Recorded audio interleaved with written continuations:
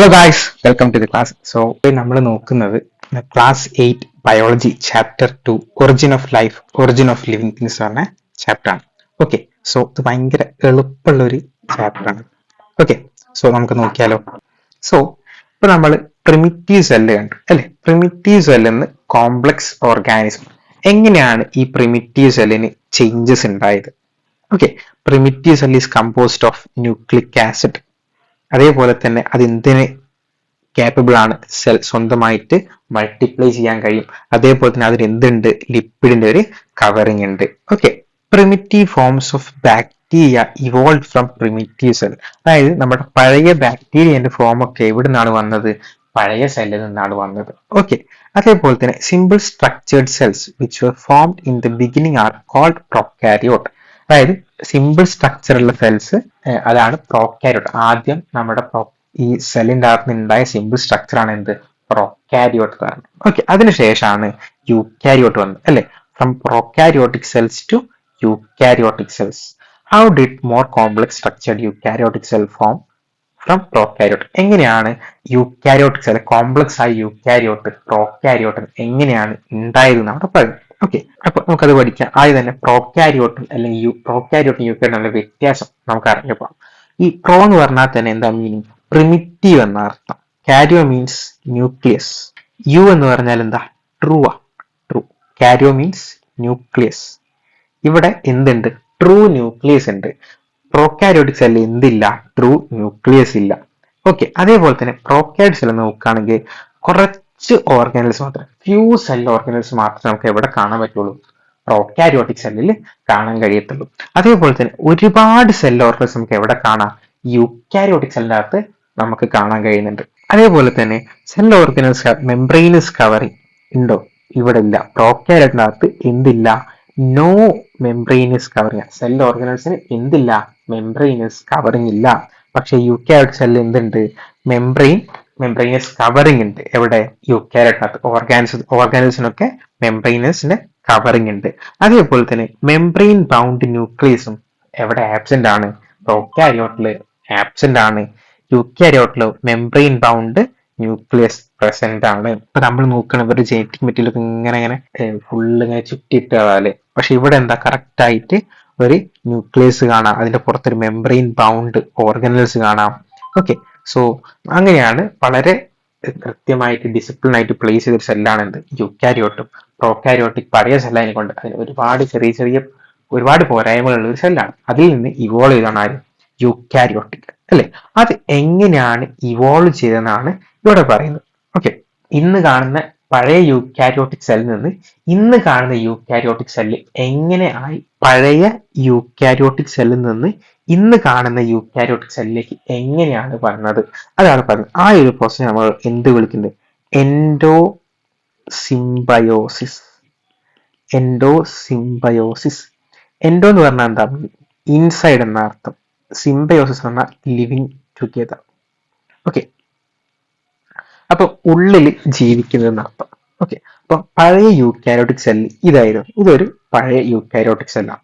ആ പഴയ eukaryotic cell ഒരു ദിവസം എന്തിനെ കഴിക്കുന്നു? എയറോബിക് ബാക്ടീരിയനെ കഴിക്കുന്നു. ഈ എയറോബിക് ബാക്ടീരിയക്ക് ഒരു പ്രത്യേകത ഉണ്ട്.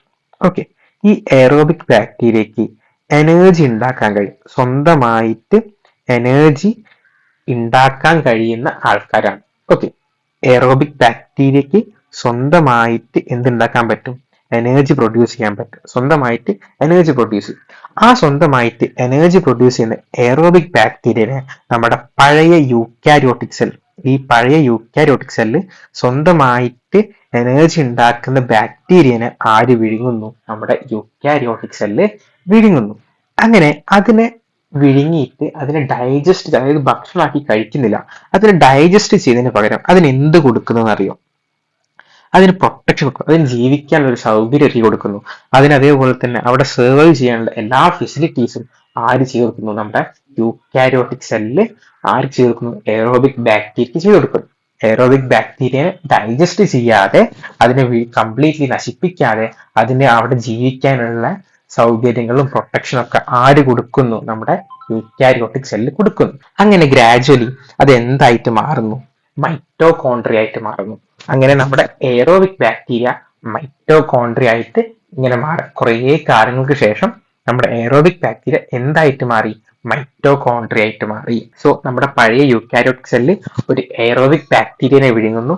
ആ എയറോബിക് ബാക്ടീരിയക്ക് എന്തിനുള്ള കഴിവുണ്ടായിരുന്നു? സ്വന്തമായിട്ട് എനർജി ഉണ്ടാക്കാനുള്ള കഴിവ് ആർക്കുണ്ടായിരുന്നു? എയറോബിക് ബാക്ടീരിയ ഉണ്ടായിരുന്നു. ആ എയറോബിക് ബാക്ടീരിയ നമ്മുടെ യൂക്കാരിയോട്ടിക് സെല്ല് വിഴുങ്ങിയിട്ട് അതിനെ ഡൈജസ്റ്റ് ചെയ്യുന്നില്ല. അതിനെ ഡൈജസ്റ്റ് ചെയ്യുന്നതിന് പകരം അതിന് ജീവിക്കാനുള്ള ഒരു സൗകര്യവും പ്രൊട്ടക്ഷനും കാര്യങ്ങളും ആര് ഒരുക്കി കൊടുക്കുന്നു? നമ്മുടെ യൂക്കാരിയോട്ടിക് സെല്ല് ഒരുക്കി കൊടുക്കുന്നു. അതിനുശേഷം കുറെ കാലങ്ങൾക്ക് ശേഷം നമ്മുടെ എയറോബിക് ബാക്ടീരിയ എവിടെ അറ്റാച്ച് ചെയ്യുന്നു? കംപ്ലീറ്റ്ലി നമ്മുടെ യൂക്കാരിയോട്ടിക് സെല്ലിൽ അറ്റാച്ച് ചെയ്യുന്നു. അങ്ങനെ അത് എന്തായിട്ട് മാറുന്നു? മൈറ്റോകോൺട്രിയ ആയിട്ട് മാറുന്നു. Okay, mitochondria is the power house of the cell. സെല്ലിന്റെ പവർ ഹൗസ് ആണ് ആര്? മൈറ്റോകോൺട്രിയ. ഓക്കെ, സോ അങ്ങനെ ഇതാണ് എയറോബിക് ബാക്ടീരിയ മൈറ്റോകോൺട്രിയ സ്റ്റോറി. ഇനി അടുത്തതാണ് നമ്മുടെ ഒരു ഫോട്ടോസിന്തറ്റിക് ബാക്ടീരിയ ഉണ്ടായിരുന്നു. Okay, photosynthetic bacteria. ഈ ഫോട്ടോസിന്തറ്റിക് ബാക്ടീരിയക്ക് എന്തുണ്ടാക്കാൻ കഴിയും? സ്വന്തമായിട്ട് ഫുഡ് ഉണ്ടാക്കാൻ കഴിയും. ഓക്കെ, എന്ത് ഉപയോഗിച്ചിട്ട്? സൺലൈറ്റ് ഉപയോഗിച്ചിട്ട് സ്വന്തമായിട്ട് ഫുഡ് ഉണ്ടാക്കാൻ കഴിവുള്ള ഒരു ബാക്ടീരിയ ആണ് എന്ത്? Photosynthetic bacteria. ആ ഫോട്ടോസിന്തറ്റിക് ബാക്ടീരിയ നമ്മളെ ആര് കഴിക്കും? നമ്മുടെ യൂക്കാരിയോട്ടിക് സെല്ല്. നമ്മുടെ യൂക്കാരിയോട്ടിക് സെല്ല് ഫോട്ടോസിന്തറ്റിക് ബാക്ടീരിയ എന്ന് പറഞ്ഞാൽ സ്വന്തമായിട്ട് ഫുഡ് പ്രിപ്പയർ ചെയ്യാൻ കഴിയുന്ന ബാക്ടീരിയ ആണ് എന്ത്? Photosynthetic bacteria. അത് സൺലൈറ്റിന്റെ പ്രസൻസിലാണ് ഫുഡ് പ്രിപ്പയർ ചെയ്യുക. ആ ബാക്ടീരിയനെ ആര് വിഴുങ്ങുന്നു? നമ്മുടെ യൂക്കാരിയോട്ടിക് സെല്ല് വിഴുങ്ങുന്നു. അതിന് എന്ത് ചെയ്യുന്നില്ല? ഡൈജസ്റ്റ് ചെയ്യുന്നില്ല. അതിനു പകരം അതിന് അവിടെ ജീവിക്കാനുള്ളൊരു സൗകര്യവും പ്രൊട്ടക്ഷനും കാര്യങ്ങളൊക്കെ ഒരുക്കി കൊടുക്കുന്നു. അതിനുശേഷം അതും ഈ ഗ്രാജുവലി എന്തായിട്ട് മാറുന്നു? അതൊരു ക്ലോറോപ്ലാസ്റ്റ് ആയിട്ട് മാറുന്നു. അത് സെല്ലിന്റെ കൂടെ ഇണങ്ങിച്ചേരുന്നു.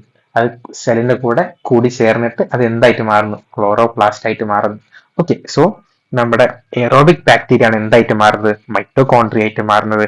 അതേപോലെ തന്നെ ഫോട്ടോസിന്തറ്റിക് ബാക്ടീരിയ എന്തായിട്ട് മാറുന്നത്? ക്ലോറോപ്ലാസ്റ്റ് ആയിട്ട് മാറുന്നത്. സോ അങ്ങനെയാണ് ഇന്ന് കാണുന്ന യൂക്കാരിയോട്ടിക് സെല്ലിലേക്കുള്ള അതിന്റെ എവല്യൂഷൻ വരുന്നത്. ഇത് റെഡിയാണോ?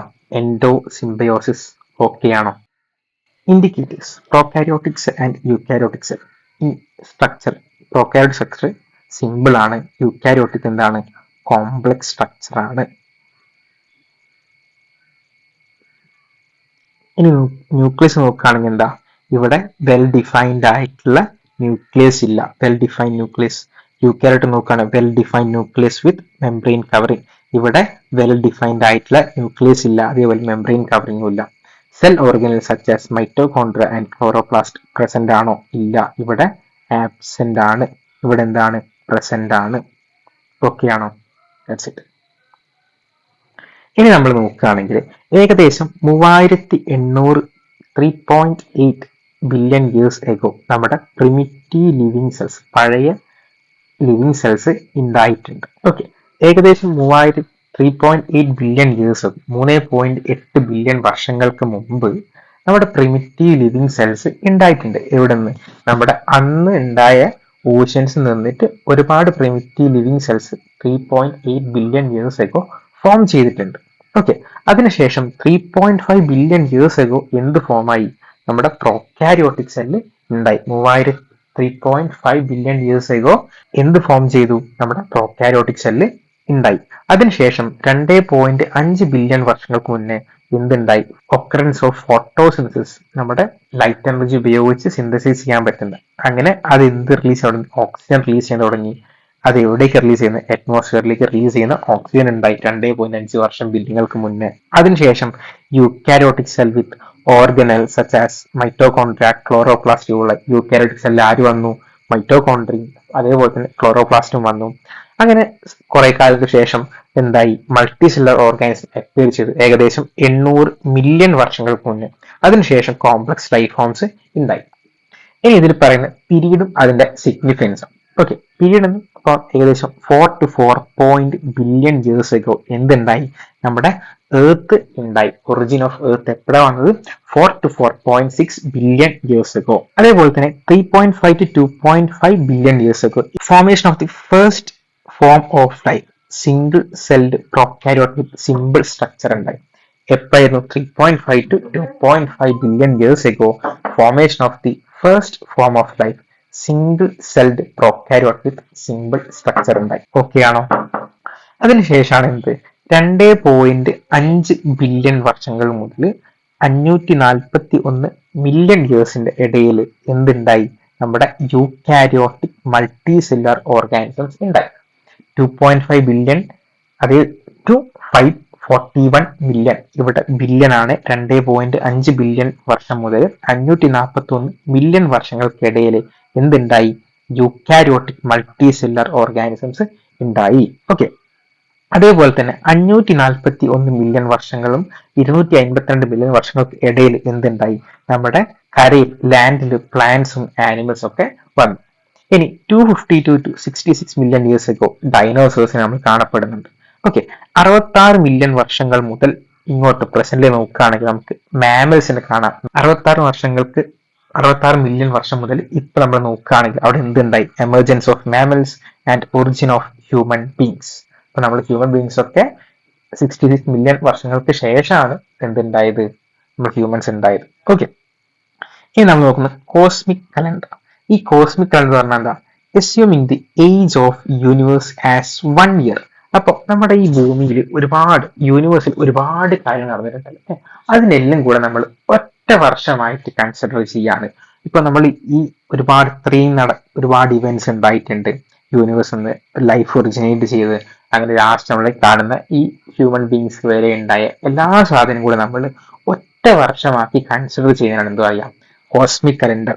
Assuming the age of universe as 1 year. Okay, അതേപോലെ തന്നെ അതിൽ ഒരു സെക്കൻഡ് എന്ന് പറഞ്ഞാൽ 438 വർഷം. ഒരു സെക്കൻഡ് എന്ന് പറഞ്ഞാൽ 438 years ആണ്. നമ്മുടെ യൂണിവേഴ്സ് നടക്കുന്ന എല്ലാ കാര്യങ്ങളും നമ്മൾ ഒറ്റ വർഷമായിട്ട് കൺസിഡർ ചെയ്യുന്ന എന്താ പറയാ? Cosmic calendar. ഓക്കെ, അതിൽ ഒരു സെക്കൻഡ് എന്ന് പറഞ്ഞാൽ 438 years ആണ്. ഓക്കെ, റെഡിയാണോ? നമ്മൾ നോക്കുന്ന സമയത്ത് ജനുവരി എക്സാക്ട്ലി 12 മണി 0.0000 സമയത്ത് ജനുവരി 1 എന്ത് ഫോം ചെയ്തു? നമ്മുടെ യൂണിവേഴ്സ് ഫോം ചെയ്തു. അതിനുശേഷം ഓഗസ്റ്റ് 1 എന്ത് ഫോം ചെയ്യുന്നത്? സോളാർ സിസ്റ്റം അല്ലെങ്കിൽ എർത്ത് ഫോം ചെയ്യുന്നത്. അതിനുശേഷം സെപ്റ്റംബർ 22 നമ്മുടെ ഒറിജിൻ ഓഫ് ലൈഫ് അല്ലെങ്കിൽ ലൈഫ് ആദ്യം ഉണ്ടാവുന്നത് സെപ്റ്റംബർ 22. ഓക്കെ, അതിനുശേഷം ഒക്ടോബർ 12 എന്ത് ഫോം ചെയ്യുന്നത്? Prokaryote. November 9 eukaryote and December 18 എന്ത് ഫോം ചെയ്യുന്നത്? വെർട്ടിബ്ര.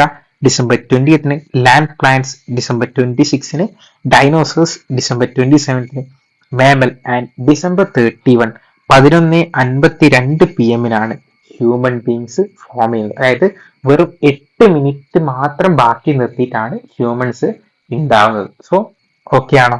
സോ കോസ്മിക് കലണ്ടർ പറഞ്ഞാൽ നമ്മൾ യൂണിവേഴ്സിൽ നടന്ന എല്ലാ കാര്യങ്ങളും ഒറ്റ വർഷമായിട്ട് കൺസിഡർ ചെയ്യുന്നതാണ്. അതിൽ ഒരു സെക്കൻഡ് എന്ന് പറഞ്ഞാൽ 438 വർഷമാണ്. അതിൽ ഡിസംബർ 31 11:52 PM ആരുണ്ടാവുന്നത്? ഹ്യൂമൻ ഉണ്ടാവുന്നത്. അതായത് വെറും 8 മിനിറ്റ് മാത്രം ബാക്കി നിർത്തിയിട്ടാണ് ആര് ഫോം ചെയ്യുന്നത്? നമ്മുടെ ഹ്യൂമൻ ഫോം ചെയ്യുന്നത്. ഓക്കെ ആണോ? According to the cosmic calendar, humans appear in the final moment of the last day of the year. The process of evolution is a cause of present biodiversity. It is difficult to predict the direction of evolution as it is an accidental phenomenon. Okay, നമുക്ക് evolution predict ചെയ്യാൻ പറ്റത്തില്ല.